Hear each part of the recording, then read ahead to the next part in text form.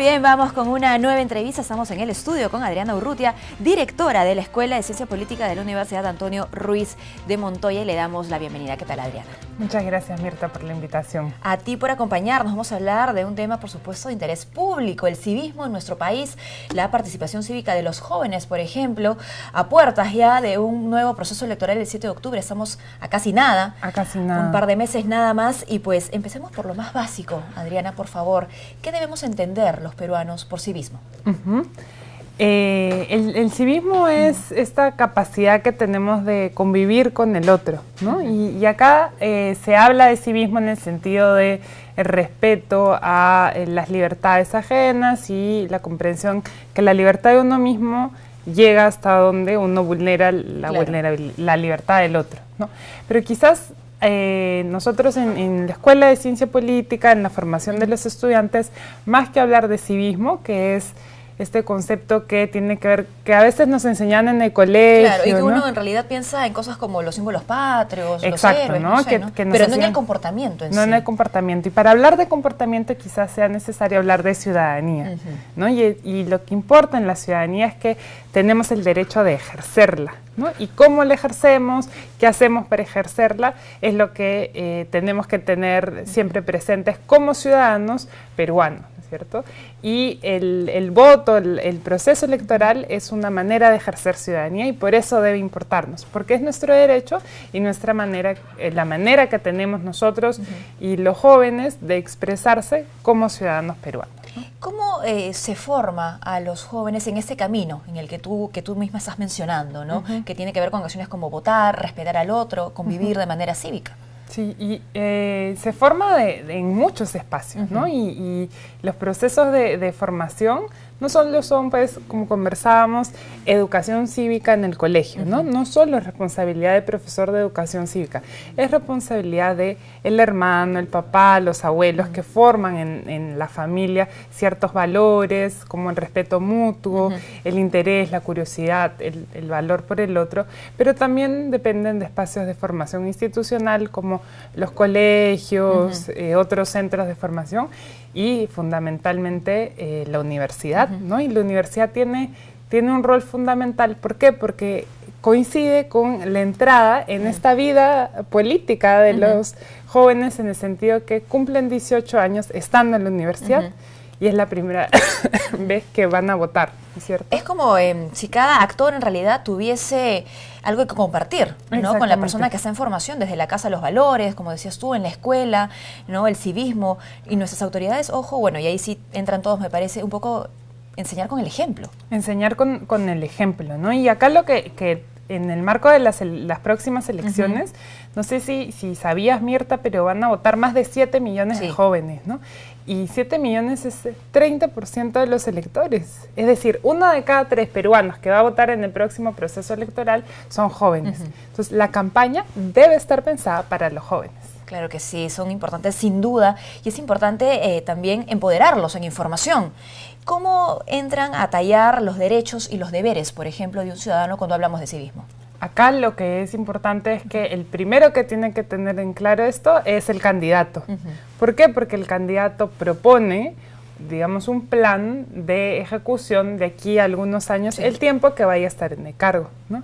Y acá lo que vemos es que en realidad, por la manera en cómo está organizado el proceso electoral, todavía, primero no sabemos los candidatos. Hoy, 20 de junio, no sabemos bien quiénes son los candidatos a la alcaldía de Lima, ¿no? Y como señalaba Fernando Tuesta en una entrevista reciente, existe todavía un empate técnico en el primer lugar entre los 5 primeros candidatos. ¿Por qué? Porque no estamos pensando en las elecciones. Primero no sabemos quiénes se han inscrito porque justamente tenían hasta ayer en esta casa, en el Jurado Nacional, para inscribirse, y porque todavía a Perú le faltan 2 partidos para jugar en el Mundial. Sí, ¿no? La gente está en otra sintonía en ese momento. Exactamente. ¿No? Entonces, quienes nos representan hoy es nuestro 11, ¿no? Allá en Rusia, pero en realidad hay que pensar que después del Mundial tenemos que pensar cuál va a ser el 11 que nos represente en realidad en nuestras canchas de nuestras ciudades, ¿no? Y de nuestros distritos. ¿Consideras que en la actualidad es un reto quizá hacer que los jóvenes participen de manera activa en la vida política o que tengan en claro, ¿no?, su participación cívica frente a una coyuntura que muchas veces muestra autoridades, como decías tú, que no cumplen o que traicionan sus principios o que no tienen una agenda para este grupo? Existe un mito, que es el mito que a los jóvenes no les interesa la política. Y acá lo discutimos mucho en CIPO, que es la Escuela de Ciencia Política de la Universidad Antonio Ruiz de Montoya, que es, los jóvenes sí les interesa la política. Y en un estudio reciente de Iris Jave, ella señala que hay cifras que demuestran que más del 50% de los jóvenes dice estar interesado en política, pero alrededor del 1% participa en partidos políticos. Entonces, lo que pasa no es que los jóvenes no están interesados en política, es los jóvenes no están interesados en participar en espacios políticos institucionalizados como los partidos. Entonces, hay muchos colectivos, ¿no? El año pasado... Mucho activismo, ¿no? Los estudiantes de la Ruiz de Montoya organizaron una encuesta en Pueblo Libre y descubrieron que habían activismos que iban desde, por ejemplo, loncheras saludables, kioscos y loncheras saludables, a otros activismos que pasaban más por lo deportivo, activismos que efectivamente tenían más que ver con incidir en espacios públicos, ¿no? Entonces los jóvenes sí están interesados, lo que hay que diseñar más bien son cómo canalizar este activismo o más bien recoger esas demandas que tienen los jóvenes desde los espacios de participación a los cuales crean y acceden, ¿no? ¿Quiénes serían responsables de canalizar, como has dicho tú, esos espacios de civismo? En primer lugar, las municipalidades, y es por eso que nos deben interesar las elecciones regionales y municipales. Claro, ¿por qué? Porque el alcalde es nuestra autoridad más cercana. Entonces, muchas veces, en vez de pensarse como la autoridad más cercana, se piensa que es la autoridad con menos responsabilidad, ¿no? O sea, como yo soy alcalde y en fin, no, al contrario. Entonces, el alcalde debe buscar acercarse a los jóvenes y los jóvenes intentar establecer mecanismos de diálogo con él, ¿no? ¿Esa podría ser una tarea para emprender por los candidatos? Totalmente. Yo creo que... Y no esperar quizá, a sentarse en el sillón, exactamente, ¿no?, municipal. Dado que el 30% de electores son jóvenes, las propuestas del plan de gobierno deben centrarse en juventud y a partir de ahí establecer una agenda para los próximos años, ¿no?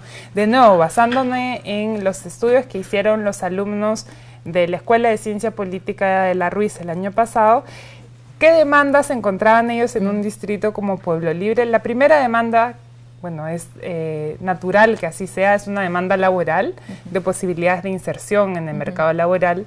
La segunda es una demanda de tener más espacios públicos para recrearse, ¿no? Entonces, los jóvenes, lo que salía es que, por ejemplo, había jóvenes que vivían en Pueblo Libre, pero no paraban en Pueblo Libre porque no sabían dónde parar, ¿no? Se sentían inseguros o los parques... No tenían el espacio para... Exacto, o los parques los cerraban a partir de cierta hora, ¿no? Entonces, es esta lógica del espacio público privatizado, ¿no? Entonces, ¿en qué momento vamos a permitir que la juventud goce de su juventud, ¿no es cierto?, si les estamos cerrando estos espacios? Y la tercera demanda era demanda de participación, o sea, los jóvenes quieren participar, contribuir a la gestión local, ¿no? Entonces, los jóvenes saben lo que quieren y lo que habría que hacer es que los alcaldes simplemente tengan un mecanismo de diálogo con ellos para recoger sus demandas y además quizás articular las propuestas que tengan en función a garantizar los derechos de la juventud. Bueno, y esto se muestra en realidad como un círculo virtuoso, ¿no? Porque, claro, el joven va a participar de manera cívica en su distrito, en su país, en fin, mientras encuentre justamente el espacio y sea escuchado, ¿no? Y esa persona o ese candidato o esa autoridad va a recibir también el apoyo de ese joven, si es que permite ser escuchado. Totalmente, y eso parte también por una cosa que tú decías que es fundamental, que es considerar al joven como un ciudadano, ¿no? Y entonces la historia peruana en general ha considerado al joven como quizás un ciudadano de segunda categoría o un adulto en proceso de formación, ¿no? El joven es un actor completo, ¿no? Y como actor político, vamos a decirlo así, debe ser considerado en la acción política, las políticas públicas, ¿no? Bueno, y eso lo vemos incluso en las noticias, porque muchos jóvenes están postulando a diferentes cargos para ese proceso electoral. Exactamente. En las elecciones pasadas eran más de 1000 jóvenes que participaban y uno de los puestos en los que más participan es para ser regidor, sí, ¿no? Y esto es significativo a partir del momento en que representa una voluntad de querer cambiar la manera en cómo se hace la representación.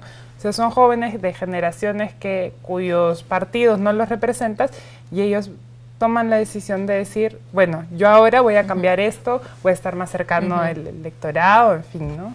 ¿Cómo promover la formación cívica, la participación cívica en jóvenes que quizá no están tan ligados al tema político? Porque claro, tú eres directora, ¿no?, de una escuela de ciencia política, pero ¿qué pasa con estudiantes de otras carreras, ¿no?, que quizá no son tan afines a lo político? Sí, justo ayer tuvimos un evento que lo que buscaba era un poco analizar los movimientos sociales y entre el público participante habían alumnos de otras carreras, ¿no? Y nos decían, bueno, soy quizás el único de mi carrera que he venido porque en mi carrera la política los asusta, ¿no?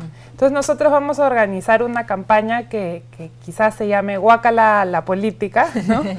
Que lo que busca es precisamente promover o explicar por qué a los politólogos nos interesa la política. Y es porque a todos, creo que me permito hablar en nombre de los que participan de CIPO, es porque queremos el desarrollo del país y queremos pensar cómo de manera colectiva podemos mejorar precisamente esta convivencia de la cual hablábamos, ¿no? Y eso se pone de manifiesto en el día a día, en realidad, ¿no? Porque muchos que quizá rechazan la política no se dan cuenta que están haciendo política todos los días. Exactamente, ¿no? Sí. Y hablar de política es en realidad para bueno, quienes estamos un poco más alejados de la actividad política, pero también en diálogo con quienes hacen esta actividad, es en realidad establecer el diálogo, ¿no? Y pensar, o sea, ya conversemos, juntémonos, pensemos el país, ¿no? Entonces, hablar de política es hablar de ese espacio donde todos podemos ser representados. Y si pensamos en cuál sería el ideal de la política, es algo como lo que pasa con el fútbol, ¿no? O sea, ese sentimiento de cuando cantan el himno antes de los partidos donde todos nos sentimos representados, es un poco eso lo que debería pasar para que en el país haya mayor representación, que todos convivamos mejor, ¿no? De aquí a que el fútbol sea como la política, falta muchísimo y no sé si algún día sea así, pero digamos que es nuestro ideal, ¿no? Estupendo. ¿Qué acciones tendrían que emprender los jóvenes o qué acciones cívicas tendrían que emprender hasta el 7 de octubre? Lo primero es informarse de los candidatos, ¿no? Y para eso pueden entrar a la página web del Jurado Nacional de Elecciones, donde van a estar los candidatos. Lo segundo es informarse sobre las propuestas de los candidatos, o sea, no solo porque ustedes ven, lo que pasa mucho en los jóvenes es que a veces votan como los papás, ¿no? Entonces hay una transición. Y el voto familiar, ¿no? El voto familiar. A veces uno coincide con su papá, pero a veces no. Y entonces ahí, para saber por quién está votando, no solo se trata de no votar como el papá, sino saber qué diferencia y con quién uno se encuentra más afín, ¿no? Y lo otro es ir también viendo qué cosas quieren los colectivos a los que pertenecen, ¿no? Qué cosa quiere la gente de la universidad, qué cosa quiere, bueno, quizás hay gente que no está en la universidad, en el instituto técnico, gente que ya está trabajando, ¿no? Entonces ir conversando y hablar de política, ¿no? Entonces, porque si no uno se siente pues, yo solo voy a votar ese día. Y la política es, como decíamos, un ejercicio. Y un ejercicio implica esto, estar permanentemente haciendo ejercicio, ¿no? Por supuesto, en el día a día. Muchísimas gracias, Adriana, por habernos acompañado. Sin duda es importante empoderar a nuestros jóvenes para que participen cívicamente. Tenemos que hacer una pausa, no se muevan, retornamos con mucho más aquí en JN Noticias.